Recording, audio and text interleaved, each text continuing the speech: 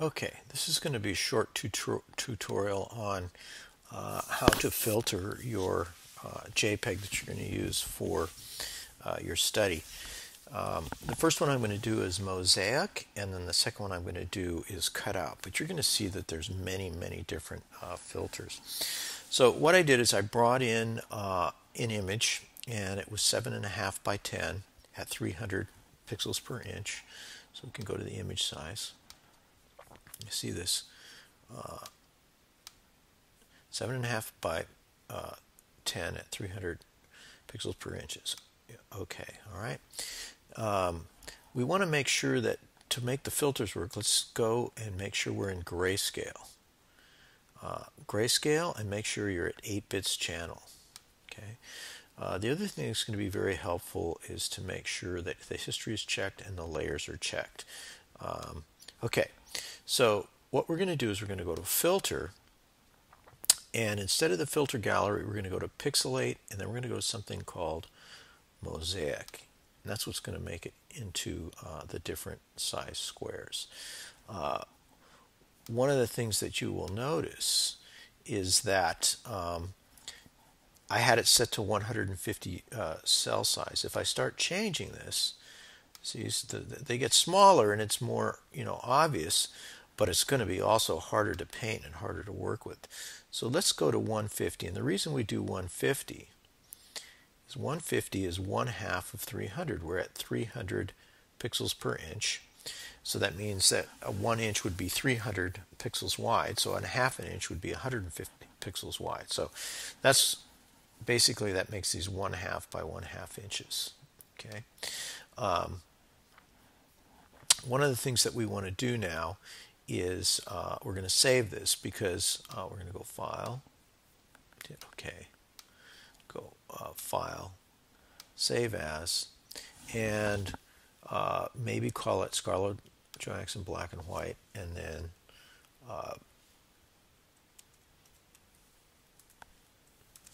150, something like that, so you know what it is, and then save it to the desktop.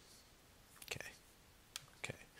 Now let's step backwards. Let's go Edit, Step Backwards, and then let's filter it again. Let's use a different filter. Let's go to the Filter Gallery.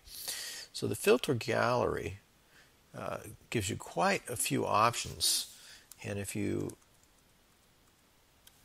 reduce the size, you can see it. I am in cutout, all right? So if we do cutout and we say number of levels, we should say 8, because if you have less, you see you start reducing the amount of values, and that's not good. We want 8 values minimum. Edge simplicity affects how abstract it looks. We don't want to get too radical here. We don't want to lose it. All the way over here, it's pretty realistic. When you're down at inch simplicity, edge fidelity doesn't really do much. You can see that. Once you increase the edge simplicity, say we go up here, then that's where edge fidelity starts coming into play. So you might want to play with that. I want to get the most amount of information, so I'm going to bring both of these down. So now I'm at the most amount, and I'm going to hit OK. So basically I have 2 loaded and ready to go. All right. So I'm going to go through and show you how to do this aspect of the project, and we already have that filter made. So I'm going to show you how to do this and use the color picker swatches that we made in Illustrator. Now again, you could load them in to your swatches tool set here, and I'd already done that. So I've got them here and I've got them here. This is good if you have your own computer and you know that it'll stay there. If you're going back and forth between computers at the school, this might be a better option, because then you've saved it here. So I'm going to show you how to do this method with the 2 different files. So let's go File, New, and we're going to make it 15 inches wide by 10 inches high. That's because we're going to have 2 7.5 10 inches next to each other. Let's change it to CMYK and then hit OK. All right. So let's place the pixelated file in. So we're going to go File, Place. There she is right there. All right.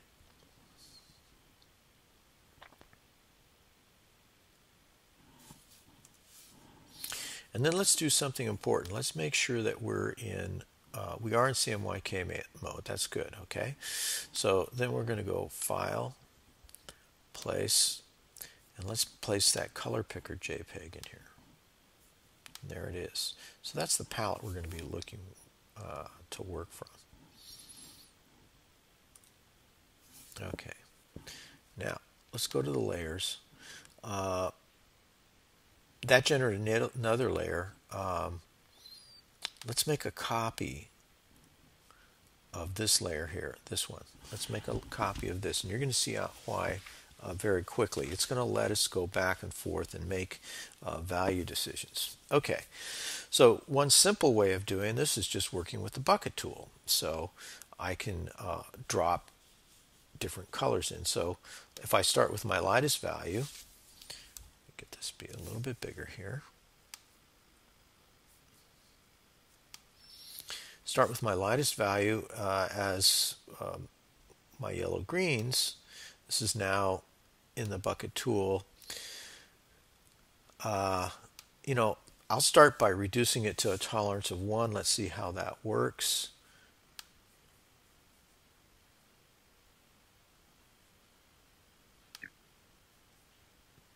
I gotta rasterize it, so okay.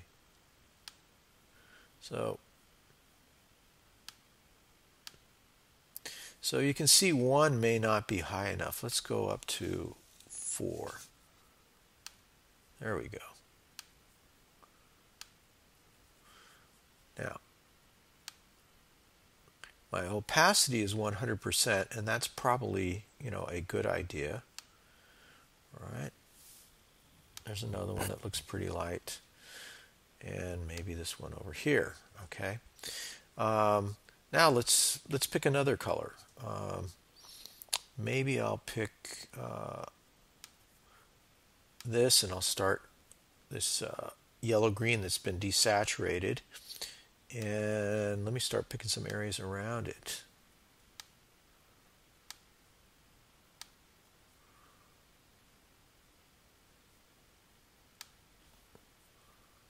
So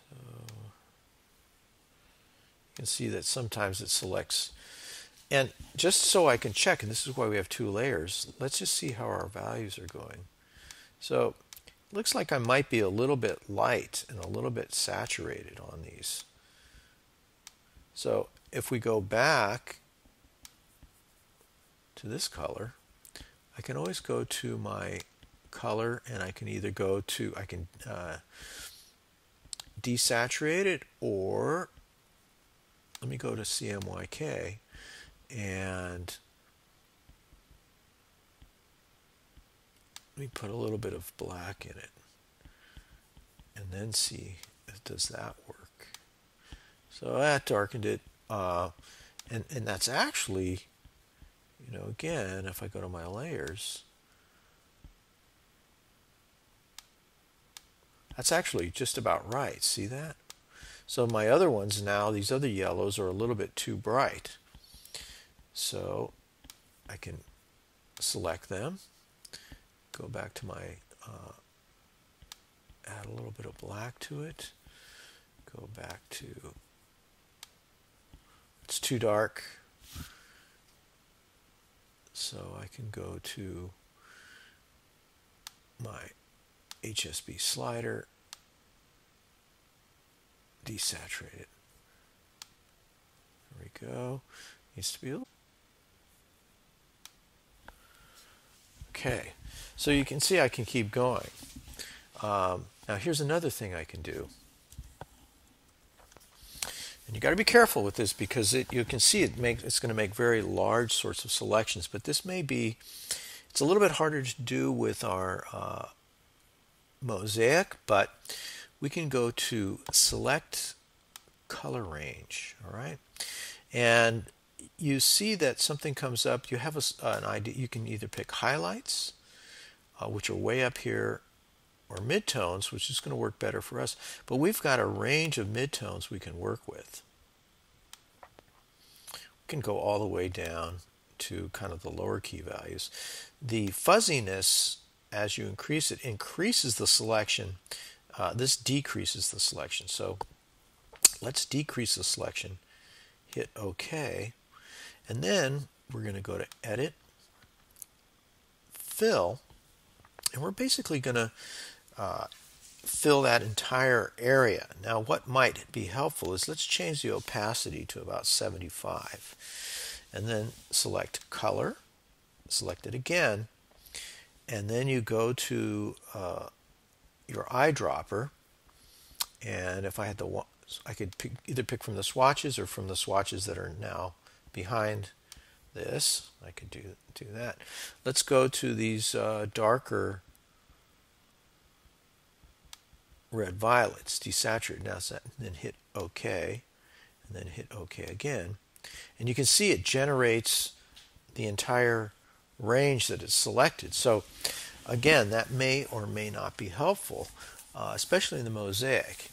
You can certainly go back, and one thing that's nice now that I've made it a little bit less opaque, I'm going to hit Command D to deselect, and let's say I want to come back in with a single color, and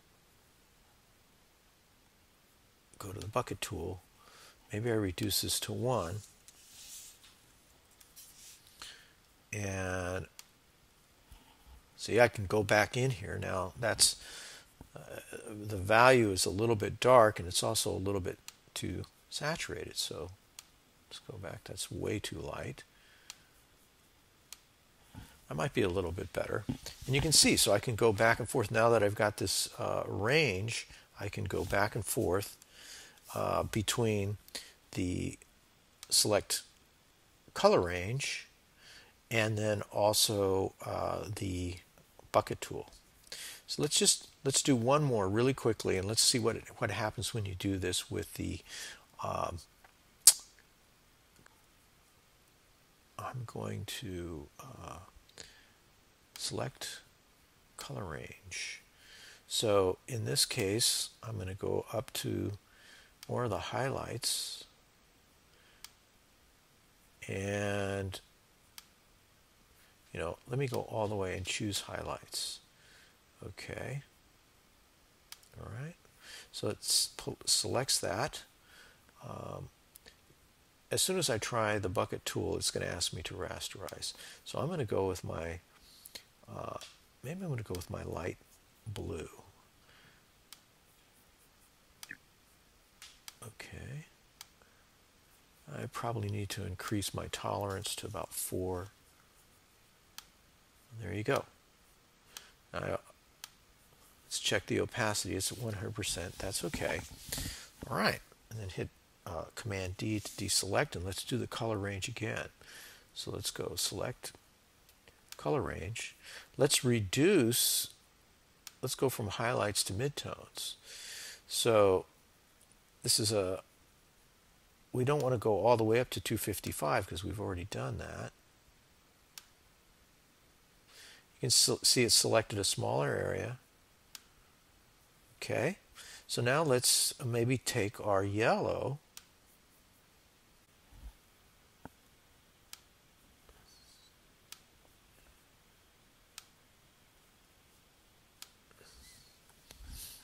okay. You can still see that I could keep playing around with it, but that's the basic idea. Again, this would be okay for the preliminary study. I would expect you to go in and put a wider range of values and saturations, but that's enough to get you started. Okay.